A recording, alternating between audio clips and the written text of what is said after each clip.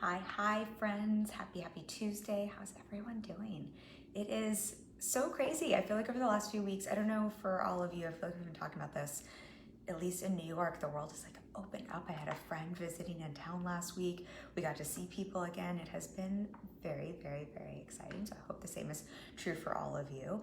And I hope you're all having a really good week. I'm looking forward to our conversation today. I'm having one of those like happy pinch days. I cried twice on client calls, happy tears today. So 2 clients made me cry happy tears. So that's fun. And then the other thing we're laughing about over here is I'm always like super like monochromatic and like blacks and grays and blues, but I'm rocking like really summery nails. And so we've been joking on all of my calls that I'm like rocking Miami Vice vibes. So I will be I'll be very bright in Miami for all of you, which is not coincidentally, where I grew up and went to college, where I got my psych degree. So we'll bring a little Miami vibes today. Anyway, let me know how y'all are doing. Let me know how everyone is feeling as we're going into summer. Today, I wanted to have a conversation with you about ideal clients and paying clients, and really the difference between your ideal client avatar and your paying client.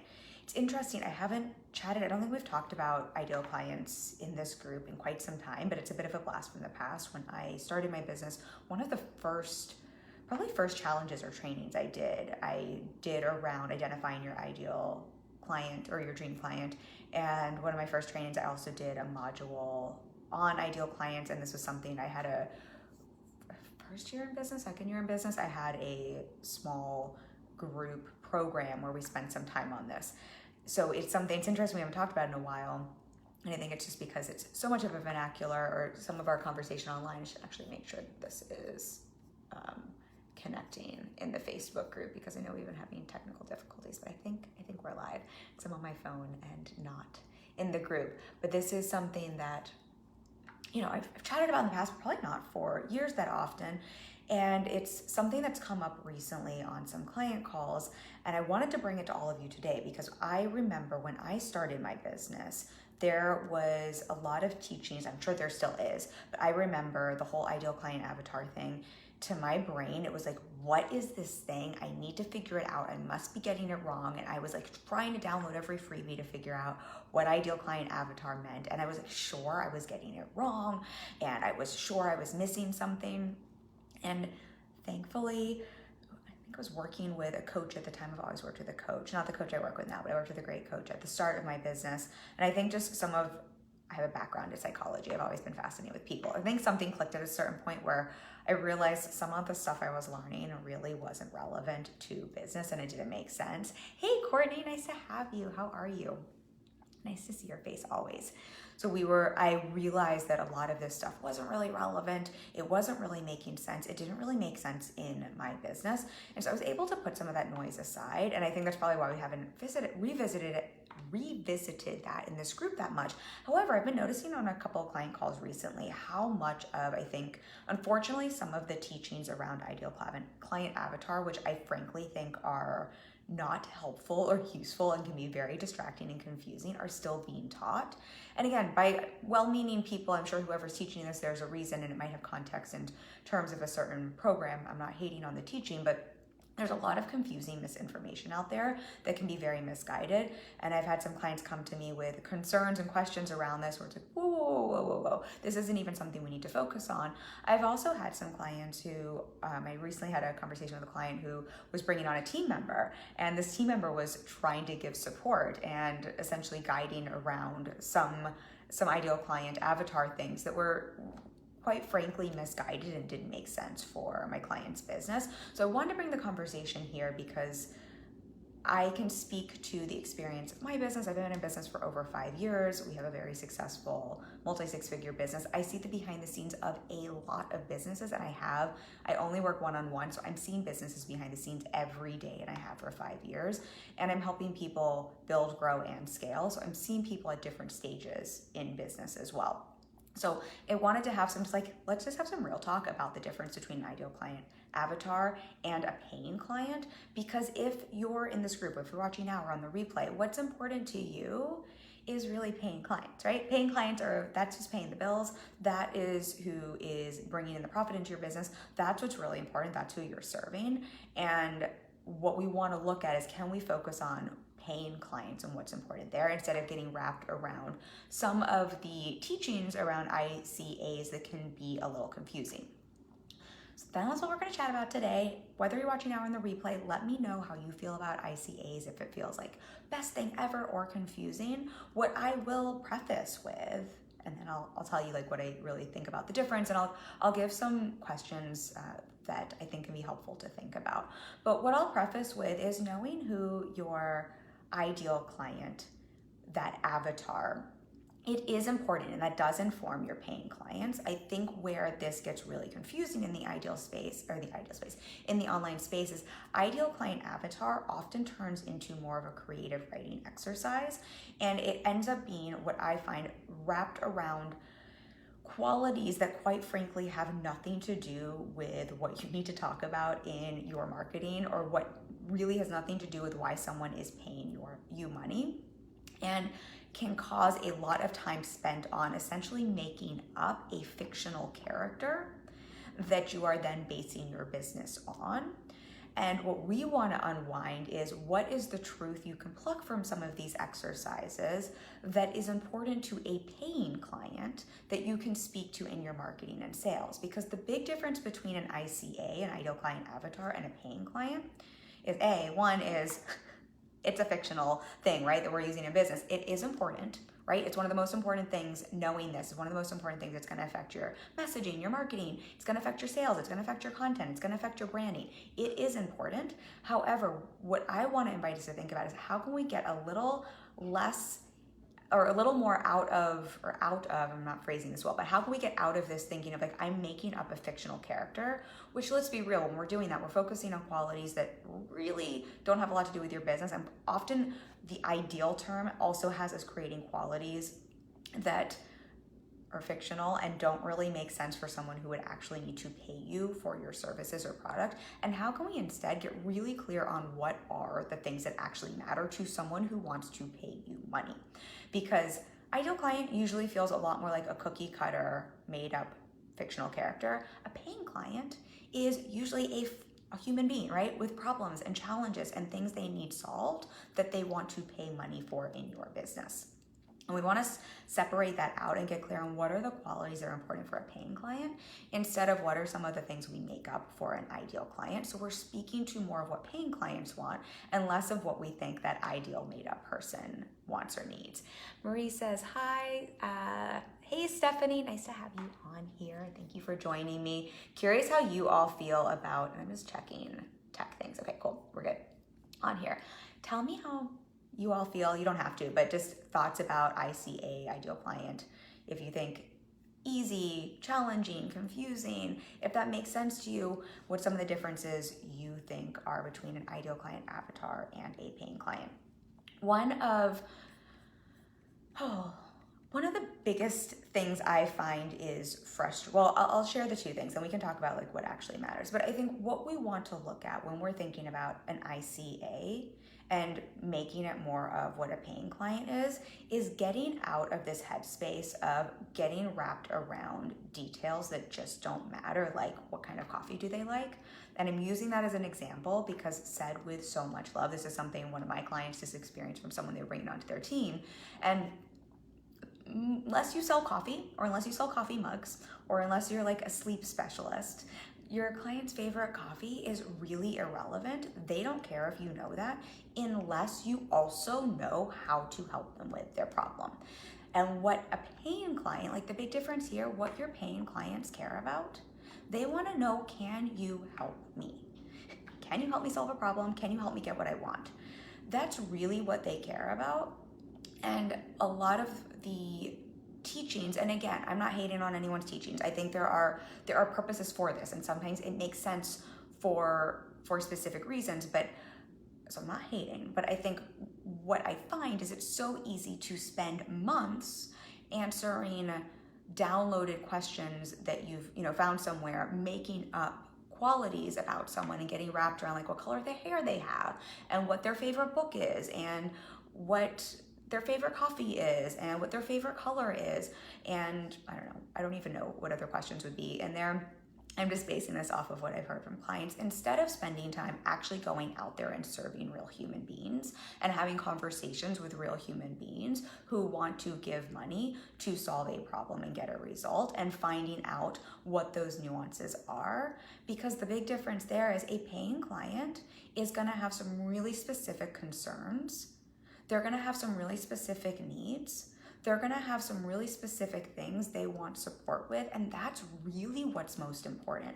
And when we're looking at, and then I see there's a comment, when we're looking at why we want to have an ideal client avatar and how this informs your business, it's less like whatever the name is, like Sally or Bob or whatever that is, and do they live in Miami and do they have hot pink nails for the week? And it's more about, what are they struggling with? What do they need your support with? What are they up at night stressing about? What are these things? Like, what will they pay you money for to help them with that we want to get clear on? And then those other things can absolutely flesh out that person for you when you're creating content or marketing. But we want to be mindful not to think that is an ideal client avatar. That is just things we do to flesh out a character instead of a real human being. Something I'll share really transparently, I talk about this quite a bit with clients when we're on client calls. If I look at my roster at any given time, my clients are ideal. They're dream clients. They could not be more different from one another. They are all across the board in terms of what they do for work. I mean, they have similarities, whether they're male, female, where they live, like what some of their personality traits are, if they're extroverted, if they're introverted, if they're shy, if they're not shy, what kind of content they consume, where they like to hang out online. Like they're literally, I could put them in a room and have a party with them, and some of them would get along, some of them wouldn't get along. They have completely different viewpoints, different belief systems. And I share that with you to see, because I think those are some of the things sometimes we think about when we're thinking about an ICA. But when I look at my roster of paying clients who are I love my people so much. And when I look back over the years, the people I've worked with, I always say I work with the best clients, because I think I really do work with the best people. They could not be more different. However, what they all have in common is they all have a specific set of needs that they want support with. Clarity, mindset, strategy, action. They all want to build, grow, and scale a profitable business on their terms, right? I'm solving similar problems for all of them. That's where the overlap is. And really, that's the only thing that matters. If one of them drinks caffeine and another one doesn't, if one of them believes in God and another one doesn't, unless that's really important to me and my mission, or really important, to the work I'm doing, it's kind of irrelevant when it comes to my ICA. Courtney says, an ideal client will tell me their exact specific problems with an ICA, I'm guessing. I heart you, Courtney, because that's just such a beautiful way to phrase it. And I know you support your clients with this a lot, and you're brilliant at this, and that's just such a great way to say it. I'm going to repeat this for everyone, whether you're watching out on the replay. An ideal client will tell me their exact specific problems. Exact specific problems. Specifics sell you all. And I just love how Courtney spelled this out. They're going to tell me their problems, but not just their problems, their specific problems with an ICA, I'm guessing. And that's the really big difference, right? An ideal client who is a paying client has a problem they need help with. An ICA, we're like, let me just make up and guess. And even when we're thinking about an ICA, when we're thinking about problems that someone is facing and what they're struggling with and that result they want, often in that space, we're kind of making things up. And my invitation to all of you, as we're thinking about what's the difference between an ICA and a paying client, is to remember, the more you can get off of your paper, the more you can get out from, I'm trying to make this up and think about this, and the more you can talk to real human beings and serve human beings. I don't know who else, maybe you, if you help animals, you sell, I know Marie does work with animals, but you're still selling to human beings. The more you can interact with people and find this out from them, the less this becomes an exercise in an ICA, and the more you're hitting on the vein that is going to help you tap into the gold in your business and the profit in your business. And this is an example that I always come back to, so this comes from my acting days, but it's very relevant to what we're talking about here. When I was acting and we would learn material, I had a great acting teacher who I swear I learned so much of business from this acting class. And I don't know how much y'all know about acting, but a lot of acting schools will have you like dig into your character and like figure out all of their history and like what they had for breakfast and like what they like did yesterday and like what their childhood was, so you can like really flesh out the character. And this coach that I worked with always used to say to us, he's like, no one gives a fuck what your character had for breakfast. They care what you do in the scene that you're acting. And what he meant by that was like, great, if you want to go do that backstory, that helps you tap into the work, fine. But anyone watching, when you watch a TV show, when you watch a movie, you're not thinking, gosh, I really wish they would tell me what their character had for breakfast. You're not thinking, I need to know all this backstory and that's so important. You're just thinking, I want to like entertain me. I just want to know that you can deliver whatever's happening in this scene. That is what we're talking about here. When I think about ideal client avatar versus a paying client, your paying client doesn't care that you know what your ideal client avatar had for breakfast. They care that you can show up and deliver. They care that you can show up and serve them and solve their problems.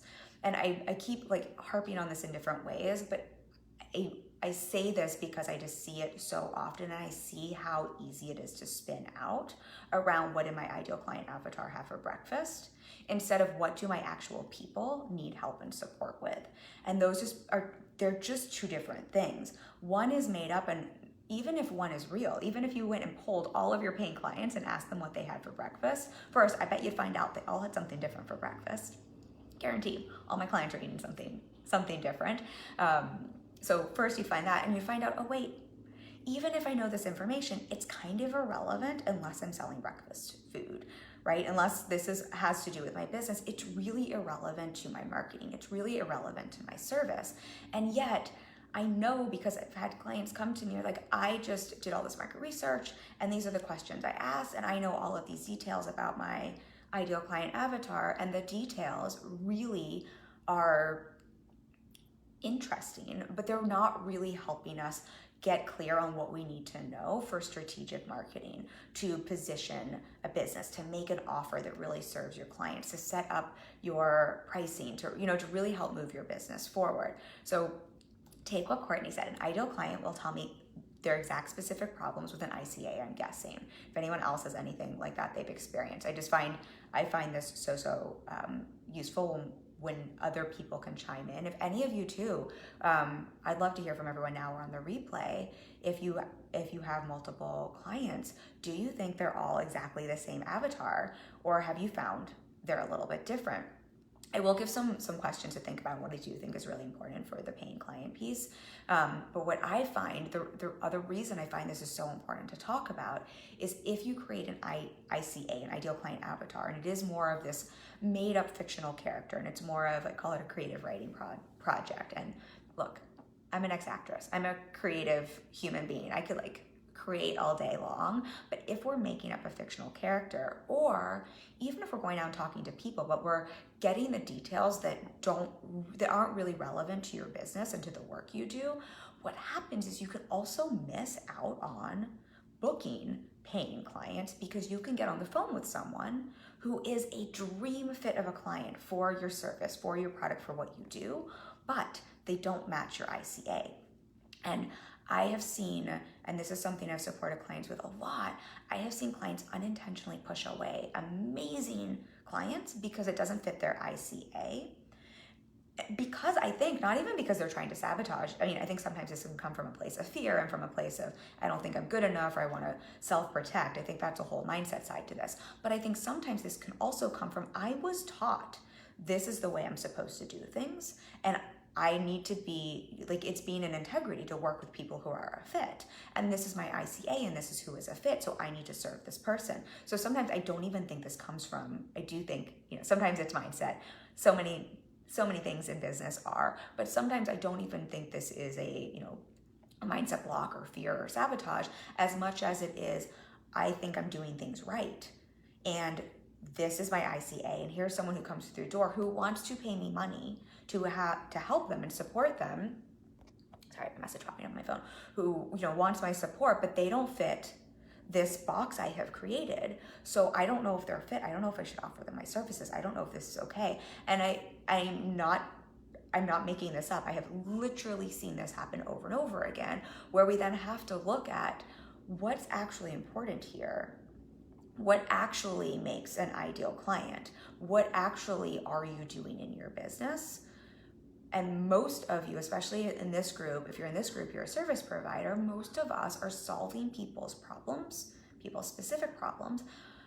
We're helping people solve, pain points, challenges, or overcome challenges, and we're helping people get what they want, right? Or we're helping people get something they pleasure or desire. So I think if we think about what drives us as humans, we're driven as humans to avoid pain, to seek pleasure. What drives us to spend money? Avoid pain, seek pleasure. What are we doing in business? We're generally selling something that helps someone avoid pain or seek pleasure, right? Move away from pain, closer to pleasure, or they're moving away from pain already and we're helping them get closer to something that brings them more of that desire, that pleasure seeking side of them. And so I think the more you can think about that, the more it simplifies business and marketing, but the more you can think about what actually matters to a paying client instead of an ICA is, what is my problem? Can you help my problem? If I give you money, can you help me solve this? Can you help me move away from pain? Can you help me get closer to pleasure, to feeling essentially good? Stephanie says, my clients are very different from each other, and they're nothing like the one I came up with through the quote unquote exercise. Stephanie, I love you for saying that. Thank you so much.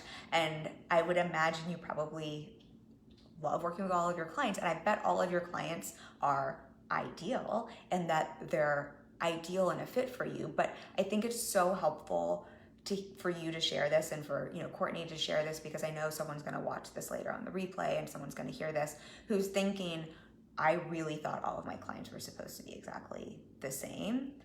And I know that because I'm sure for any of you who support clients on the business side of things, I'm sure you've heard this before from clients, and it can feel so confusing, especially when we start thinking about things like niching. How do you say it? Niching. I never know. I change my mind every day about that. But when we think about something like a niche or a niche, which has to do with an ICA, this is something I get asked all the time, how important is this? And I think what people think with that is, I need to pick that I only serve moms. I only serve entrepreneurs who drink Starbucks.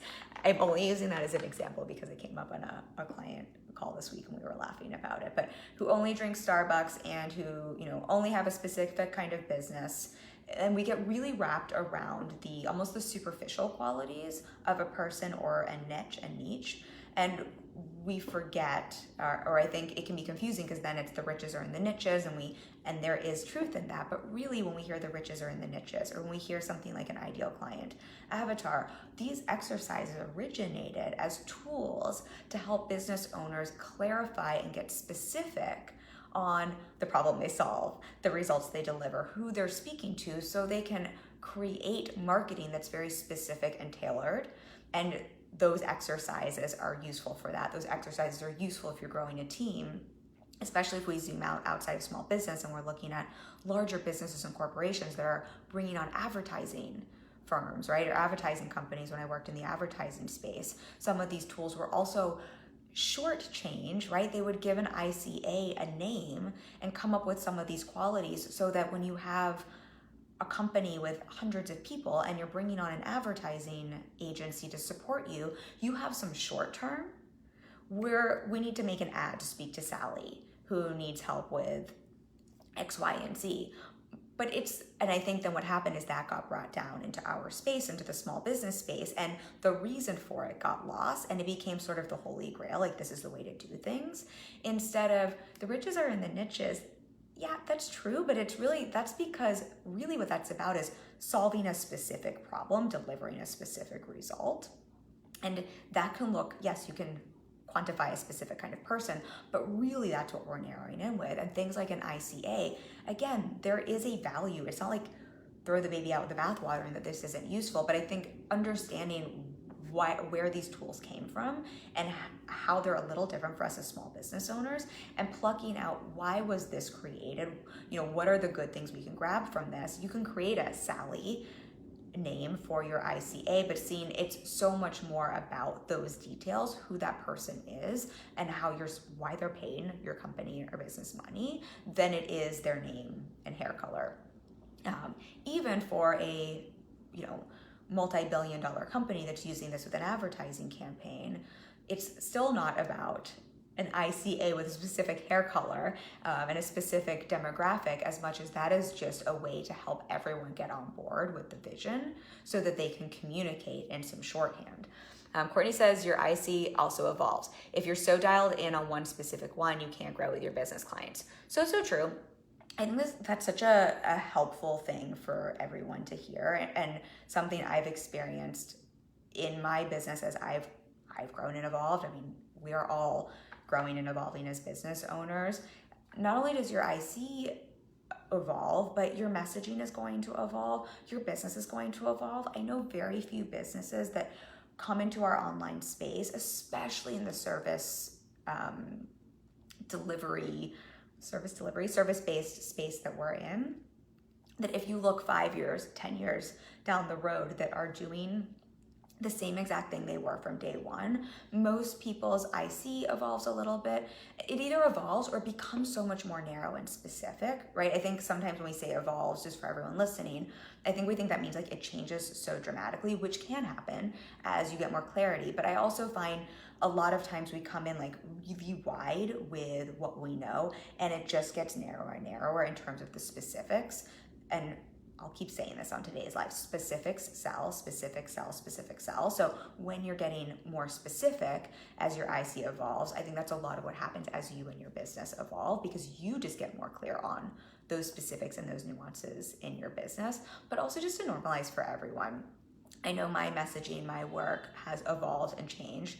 I started out doing general life coaching and mindset coaching, and evolved into the business space as I realized, wow, I'm really good at this business stuff. For most people in the online space, that is true. And I say that as like taking us off topic a little bit, but I say that because I know oftentimes I have clients who come in and there's almost this feel like I need to know everything in advance, and I need to know where my business is going to be 5 years from now, and I need to have a 5-year plan and vision today. And while that can be useful and helpful for certain aspects of your business, I also like to remind everyone, you get so much clarity through action, through doing, and through the growth that naturally happens as you and your business evolve. And oftentimes where you are on year 2, like if you're at year 2, your 5-year vision, you're like, oh wow, that looks completely different than what I thought it was going to. So it doesn't mean, I'm like, again, taking us a little off a sidetrack here, but that doesn't mean don't create a 5-year vision. But what I always like to remind clients is create a 5-year vision as like a why, like something you can hold gently and lightly, and know that if you hold something gently and lightly, it makes it easier for it to like be a little more malleable, instead of something you have to grip on as like, this is the only way. Because when it's something you grip onto, then you feel stuck into it and you feel like you have to get it perfect and know it from day one, instead of this is something that I can like keep adding a paintbrush stroke to and let it change as my business and I grow. Courtney, thank you for that. Thanks for feeding me really good nuggets here.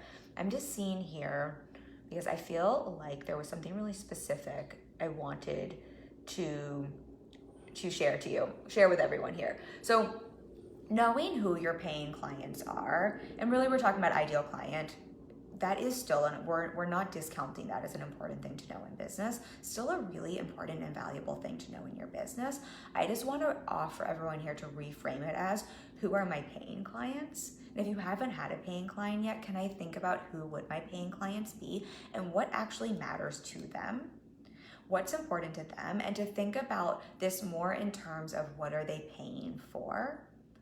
And use that to inform your paying client, instead of, again, what I think is so often taught in those exercises, which gets a little more into the details and specifics that just really aren't relevant, that also are going to vary so much from person to person. So the specifics that are going to matter when we think about a paying client as opposed to an ideal client. And also, like, side note here, the difference between an ideal client avatar and paying client, this is also for anyone who's gotten on the phone with someone and you're like, you're not my ideal client avatar, but I can help you and you want to pay me money. That is an ideal client. And I like sometimes joke that an ideal client is the person who will pay you for your services. Obviously that's a fit, as opposed to an ideal client avatar is like the one we put up on the pedestal who's never going to actually pay you any money. But I think some things to really think about. I keep harping on like what's the problem you solve and the result you deliver. But I always challenge clients to think about, go through the day of someone who wants to pay you for your services, like the problem you, like what you help people with. Go through their day and think about the challenges they're facing, the things they're struggling with as it relates to your work and what you're helping them with. How is that showing up for them in their day? When they wake up, when they're working, when they go to bed, like how is that presenting itself? What are the symptoms that are showing up for them? Because those are more the nuances, the specifics that are going to be helpful because they're directly attached. They're like the barnacles that are attached to the challenges your people have as it relates to your work, as opposed to, let me just go through someone's day who seems like an ideal client avatar and what they're doing. And I think that's when we get into things like, well, they have hot pink nails this week, and that's their favorite nail color, when, you know, next week it'll be a different nail color. Instead of thinking, well, wait, so I'll use me as an example. If I'm helping clients to, let's say an example is to scale their business, and one thing they're looking at is bringing on team and having, you know, an efficient team and managing team and things around team. We're using that as an example. How is that affecting them throughout their day? Okay, they're probably really at capacity in their business. They probably don't even know like what they need to delegate first. They're probably freaking out a little bit about spending money on team. They probably don't even have systems or processes or know how to hand that off. I'm like just giving like one little micro example here. But if I know that's a problem I help clients solve and that's something people want support with, those are the specifics that I go through their day, right, that are important for me. Those specifics do matter. Those specifics are directly correlated to the challenges my IC might be having, my paying client might be having, that I'm going to want to then know about and be able to speak to in a piece of content, in a piece of marketing, you know, on a live stream, on a sales call that I'll want to be able to identify for them. Right? That's going to be so much more valuable. So I think if you can think through what are some of those challenges and go through how does that challenge show up for someone throughout the day, and how can I specifically speak to that, that's where those specifics are really going to serve you and your marketing. Stephanie says, squirrel moment, I love the nail polish. Thank you, Stephanie. It's so funny.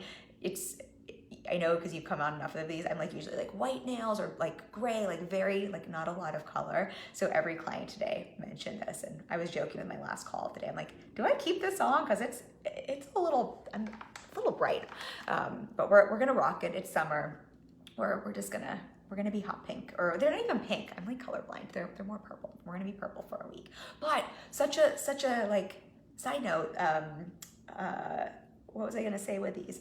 This is like information no one maybe except for you cares about. I found from my coach, like, talk about the like non-important things in business. These are, what do you call them? I feel like an 80-year-old woman.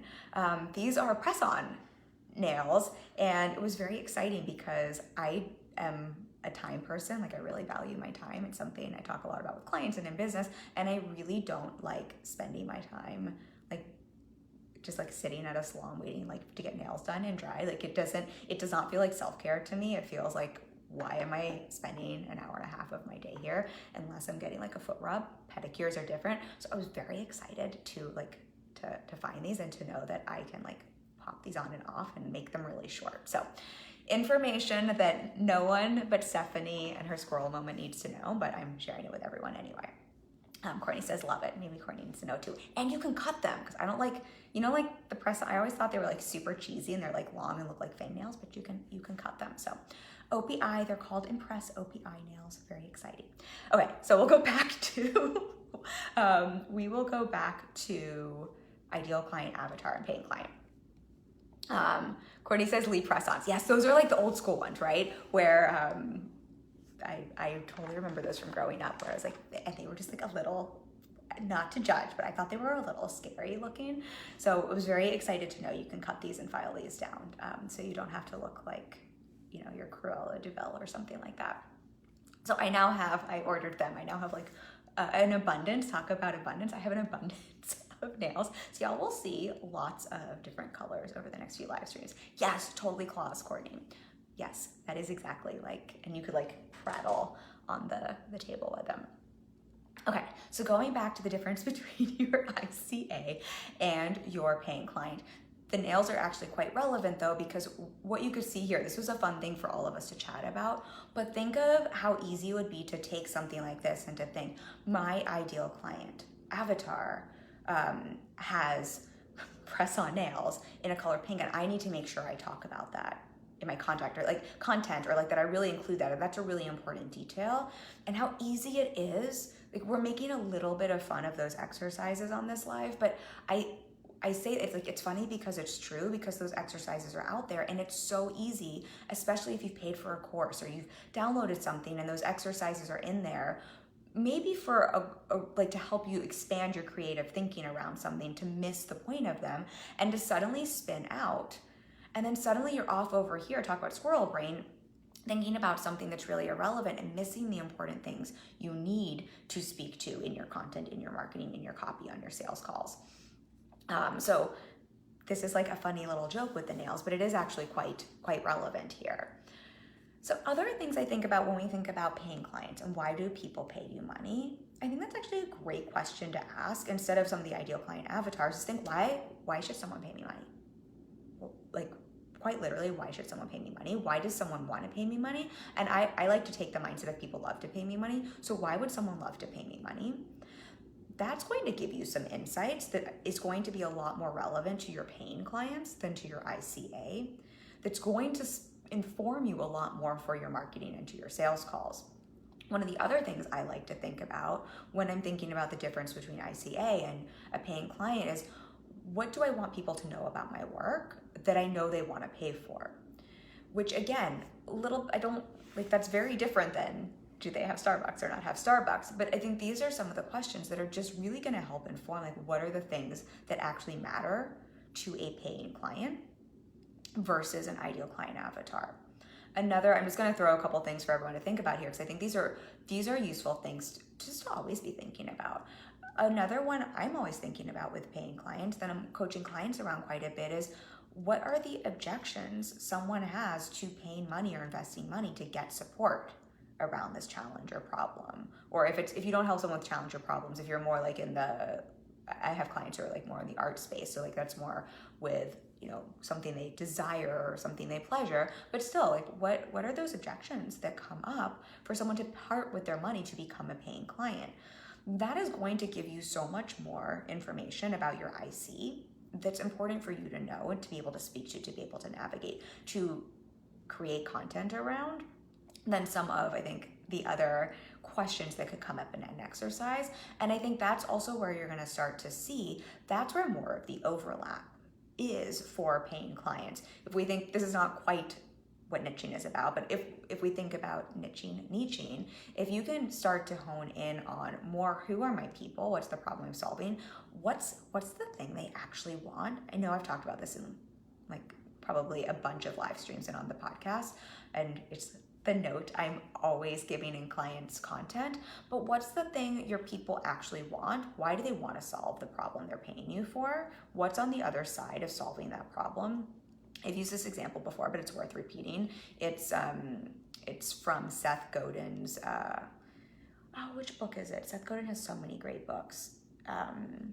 It's from Seth Godin's book. But he talks about, I think, the general thing in marketing. If you take a marketing course, I think the general thing people teach too is like, don't sell the hammer, like sell the nail and that kind of a thing. And what he takes this and extrapolates, and he's like, don't sell the nail, don't sell the hole in the wall that the nail makes, sell the picture that someone can hang on the wall once they've got the hammer to put the nail in the wall to hang the picture. Sell the shelf they can hang and, you know, put in their office to organize their things. Sell the benefit on the other side of, you know, solving that problem or challenge with whatever it is you sell. I'm like butchering Seth Godin's much more articulate way of describing this. But I think y'all get what I'm talking about here. I think what happens so often with ICA is we get wrapped around just some of the surface level things that just make it like, I sell to moms or busy moms, instead of like, what is the actual problem you're solving, but what's on the other side. Once you sell the hammer and the hammer and the nail, if you sell, whether you sell the hammer or the nail, thinking about that's not even what you're selling. You're selling what is the problem that solves. It solves, I can put a hole in the wall and hang something, but what's the benefit of that? It's the picture. It's, I could hang my anniversary photo on that wall and have that memory every day. It's, I can put a shelf and organize my closet, right? That's the thing you're really selling in your business. I don't sell, what would be an example here? I don't sell mindset work. I can help you get out of your own way so you can make more money in your business, so that you can build, grow, and scale, right? I'm selling what's on the other side of that. So I would really offer, if you're thinking about your paying clients as opposed to an ICA, what's the thing that matters to a paying client? They want to know, if I hand you money, especially if you're selling something that's high ticket, but even if you're selling something that isn't high ticket, most of us are in the business of, we sell to strangers on the internet. If someone's going to hand money to a stranger on the internet, they want to know, if I give this to you, can you help me? And what's in it for me on the other side, right? Those are the questions, like, what's in it for me on the other side? Those are the questions that are so much more valuable to answer for yourself and to get clear on. And then to go through, how does it show up for them day to day? What are those objections they're coming up against? What are their concerns? What are their fears? But what are their concerns and fears as it relates to the problem and challenge you're helping them with, or as it relates to investing in your product or service? And I think, again, where ICA can get those exercises can get a little blown out of proportion is, some of these questions will be in there, but they get so broad that we end up talking about things that, again, just aren't relevant to whatever it is you're particularly selling in your business. The other thing I find really helpful when you're thinking about the difference between ICA and a paying client is thinking about, and how does my paying client, and for those of you who have paying clients, you have market research right in front of you. If you're new to business and you're booking paying clients, this is where you can still do some creative thinking, but put yourself in the shoes of, if you have ever been this person, if you're further along in the journey, where was your head at before you were further along in the journey? Where was your head at when maybe you first invested in a solution for this? Or can you go out and talk to some people who, are in that place where they're ready to invest in a solution? Or can you put your thinking cap on? Like, this is an exercise sometimes in empathy and in, putting ourselves in someone else's shoes. This is where anyone who's ever been an actor can be really great, because you put yourself in someone else's shoes. But we want to put yourself in their shoes, at not where you're at currently, but put yourself actually in the shoes of a paying client and in the mind of a paying client, and think about, how do they think about this problem? Are they aware they have this problem? How does this show up for them? Like, what awareness do they have around this? What awareness do they have around what they want? Those benefits, the picture on the wall. What awareness do they have around this, and how are they talking about this? Because what happens so often when we get into an ICA versus a paying client, with an ICA, we start, again, making shit up. And we start making shit up from where we are currently in life and business. Or we start picking big flowery words that our people wouldn't use, instead of going back and thinking, okay, I was this person. Like, if I was to use me as an example, okay, I was my IC, I always want to say ICA, but I was my ideal client 6 years ago. I need to think, what was I, like, how was I thinking about this 6 years ago? What was I aware, like, was I even aware of some of these challenges or problems? How was this presenting itself for me? How was this coming up for me? Those are the questions to ask, instead of like, what's showing up for me in my day-to-day life now? How am I talking about it now? I mean, my clients are at different points in the journey. Many of my clients are making more money than me, so it's not necessarily where I was at 6 years ago, but as an example for all of you, because I do think for many people who are, if you're a coach or a therapist, for my clients who are more in like the consulting space, a lot of times you are working with a version of yourself. But I'd be really mindful, if you're doing that, is then not to make an ICA based on you and where you're at today, and instead think about who are my paying clients and where are they at in their mind with their challenges, with the things they want. Because it's often really, really different.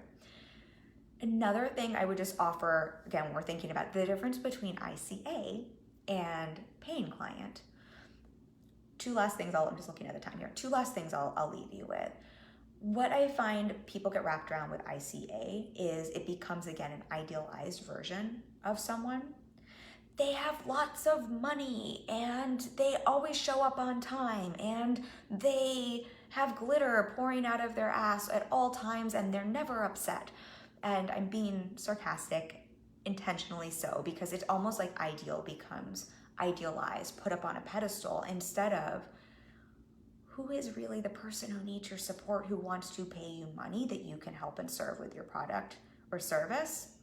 And realize that a lot of those idealized qualities might be great, we're not hating on them, but A, that might not be a real human being, and that might also not be a real human being who needs to hire you, but not allowing that to then become a fictional character that you're putting up on a pedestal and you're waiting until they show up. It's sort of like, if anyone has ever done this or known a friend who's done this, where they're single and dating and they create like, this is my like dream person, and they like map out who they want to date, and they create this like fictional being that just doesn't exist, but then they go on dates and like no one matches up to that fictional character, so no one's ever good enough, or they miss like really awesome people right in front of them because it doesn't match like all of these like qualities that either like are not all in one human being, or they're just like boxing what they want into one place.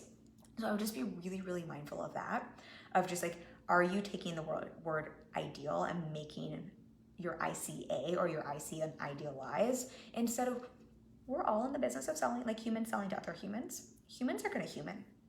Humans are gonna human, and generally speaking, they're all going to be different and they're all going to have different challenges and problems they bring to the table. But a lot of things like how much money they make, unless you're selling something really specific, but some of those kinds of qualities, again, those are just irrelevant, but those are ways I think we create idealized clients that we put on a pedestal that actually keep us from serving paying clients who very much, can invest in your products or services. So that was the one piece there. And then I already forgot. I was going to share what was the other piece I wanted to leave you with here? Oh, I feel like I had one more nugget I wanted to share with you. There was the idealized piece with paying clients. Well, I'll just have to write a post around it because I feel like I had one other piece here that I was going to give you, and maybe it'll come to me. Maybe it won't. I hate that. This is, everyone knows, I like to riff on our lives. The problem with riffing is then sometimes I have a golden nugget I want to share with you, and it like poof went out of my brain. But I would be mindful of the idealized piece when you're creating that ICA, and really look at, again, really can I look at a paying client as a human and go back to some of those core elements.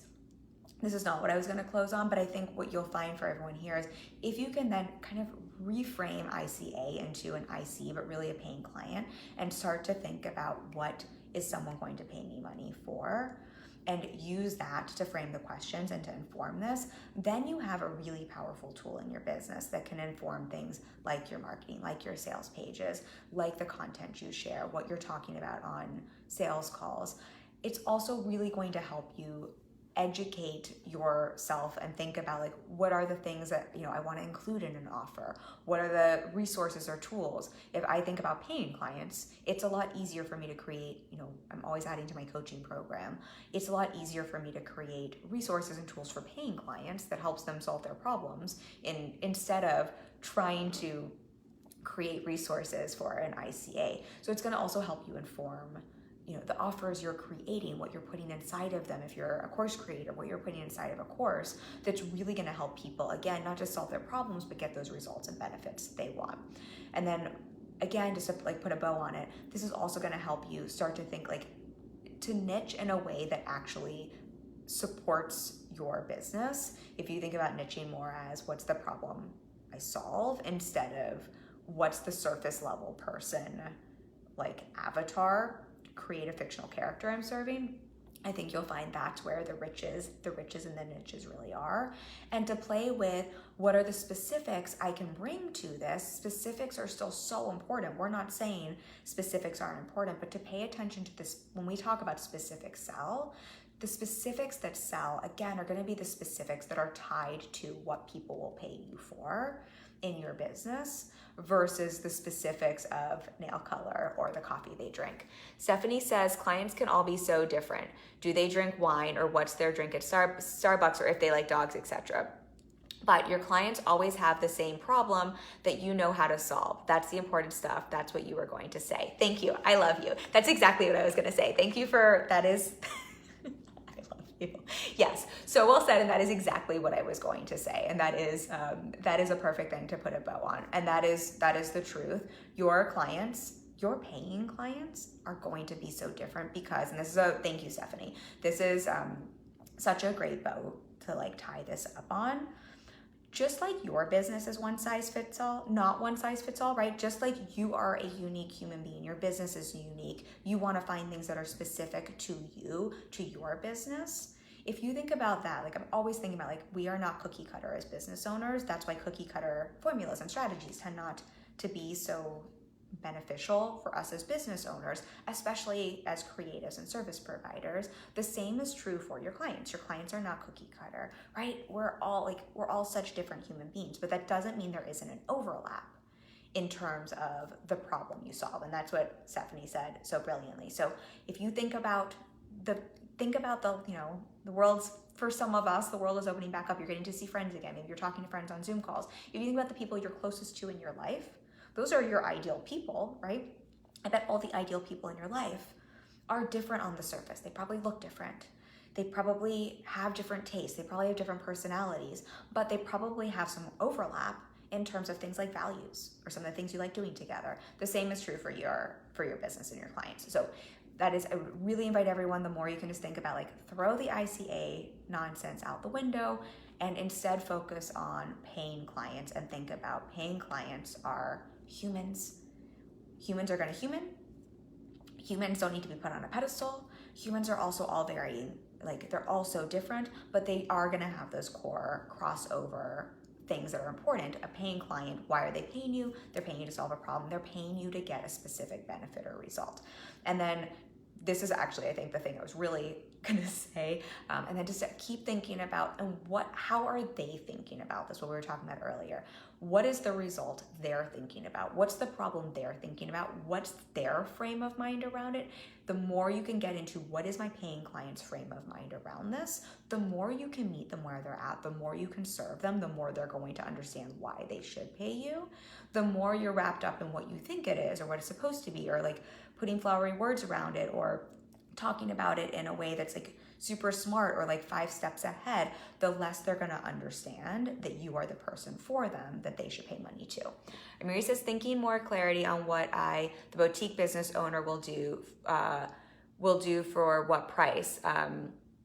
P.A. Clampett, I don't know if I'm pronouncing that right, can pull up in an old beat up trunk and pick up truck in overalls, all good. Yes, I think what you're saying is it's sort of like someone can show up in an old pickup truck and overalls, and because I know the type of business you do, but they will still invest in your product or service, and someone else could show up in, I don't know if this is exactly what you meant, Marie, but I'm rolling with it. Someone else could show up in a Lamborghini and pay you for your product or services. Like, it's not about the car they drive. It's about what is it you're selling. If both of those, the pickup truck that's beat up and the Lamborghini needs their oil change, and that's the service you provide, both cars can roll up even if they look completely different. So, and again, yes, like to close this out, there are things around positioning. This is where branding and stuff comes into play. We're not saying that nuance is not important. That's where specifics are definitely important. But again, what we're talking about, ideal client to paying client, is can you get out of the headspace of I'm making stuff up or I'm getting wrapped around the details that aren't relevant, and instead, can I pay attention to the details that matter for my people, that are really relevant to why they are paying me money or my business money? Marie says, you are good. Or Telsa. Yes, pickup truck or Telsa. It was the way, that's funny, it autocorrected. I was like, I do not know what that says. Autocorrect got that funny. I got you now. Yes, exactly. Thank you for clarifying that, Marie. Y'all, I hope this was helpful for you. Thank you for hanging with me and my Miami Vice nails.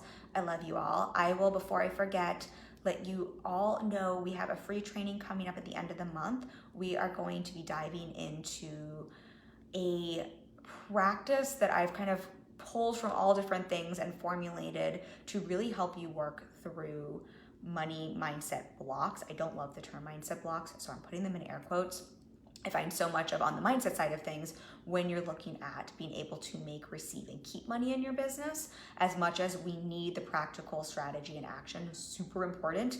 Business, you need clarity, strategy, and action. That is why that's part of my coaching framework. But the mindset component is so much of what I'm supporting clients around, and so much of being able to clear out the blocks around money is what allows you to open yourself up to bring in more, to receive more, to hold more, to keep more money in your business.